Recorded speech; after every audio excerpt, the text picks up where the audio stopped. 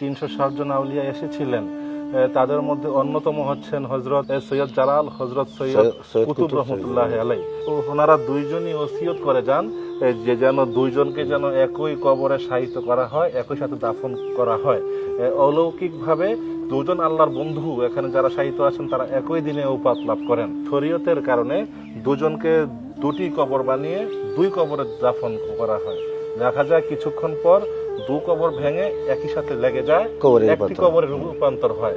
তারপর গ্রামবাসী দুজনকে একই সাথে একটি মাজার তৈরি করা হয়। হযরত সৈয়দ কুতুব ও হযরত সৈয়দ জালাল রহমতুল্লাহ আলাইহির জোড়া কবরের ন্যায় সারা বিশ্বে আরো 4টি জোড়া মাজারের সন্ধান পাওয়া যায়।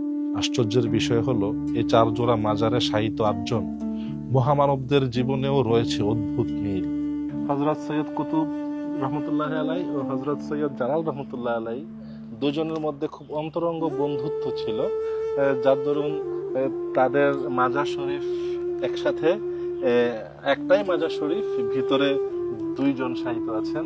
দুজন আল্লাহর মহান বন্ধু হযরত শাহজালাল ইমিনী রহমতুল্লাহ আলাইহির সফর সঙ্গী, এবং ওনার সাথে লম্বা একটি সময় এখানে সময় পেয়েছেন, এবং এখানে এই দুইজনকে রেখে যাওয়া হয়েছিল ধর্ম প্রচারের উদ্দেশ্যে।